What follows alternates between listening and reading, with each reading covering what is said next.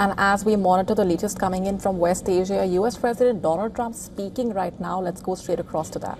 One thing, these people are not respected. They're just not respected, and we have to have a press that's respected. When you can win an election where they say that I got 94% bad press, think of it, the other side got 94% good press. When they can get 94% and you win in a landslide, that means the press is not respected. People have no confidence in, so you're doing a fantastic job. Senators Todd Young and Dan Sullivan, great senators, wherever you may be. You're here someplace. Where are you? Hello, fellas. Good senators. Great guys. And Representatives Ronnie Jackson, White House doctor. He served 3 presidents. He said he had Barack Hussein Obama. Have you heard of Barack Hussein Obama? You had Obama. I didn't want to talk about Biden, but he said, and you had Bush. You had young Bush, I call him, young Bush. I was not a fan, but that's all right. But the press asked him, who was the healthiest of the 3? Doc Ronnie. Stand up, Doc Ronnie. There's a big deal. Took a lot of heat for this.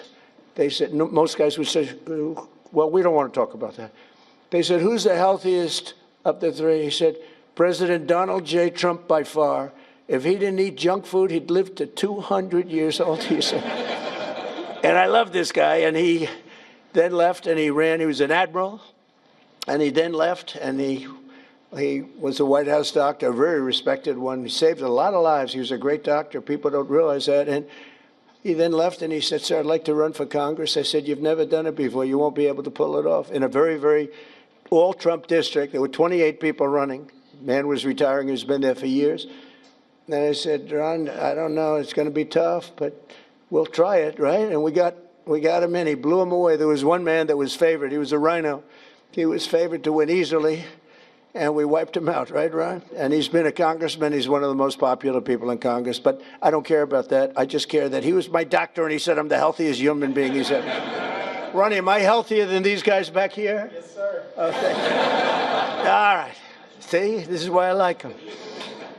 Also with Ronnie is Derek Van Orden, a fantastic guy, and members of the Naval Academy's Board of Visitors. Sean Spicer has gone on to great things, and Walt Nuda. Where's Walt? Walt's become a very famous guy. He works with me, and he does a great job. Great, loyal, incredible person. And Sean Spicer, where's Sean? Where's Sean? Great job. And he's got a very successful television career going. What the hell do I get out of it? Well, you know what? I get nice statements. That's what I get out of it, right? Yes, sir. 100%. It's great. You've done great. Thank you very much. Congratulations. Those are really the people that are very much in charge of making everything work at the Academy. And the other academies, separate groups, a very important position. For the Navy midshipmen, 2025 was truly a season for the ages.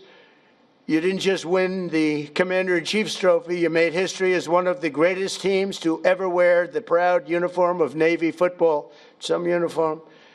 The teams have gotten so good in the schools that I was able to get, and we're pushing it very hard to make it permanent, a military academy deferment policy.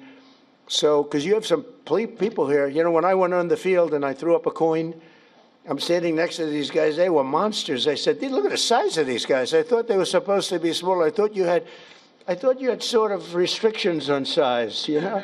We got rid of that because some of these guys were extremely large. And we have the NFL teams here also. When whoever wins the Super Bowl, they come. The baseball teams, we had the Dodgers, we have them all. But I saw the size of these guys, so I got used to it. And I said, these guys are as big as the NFL.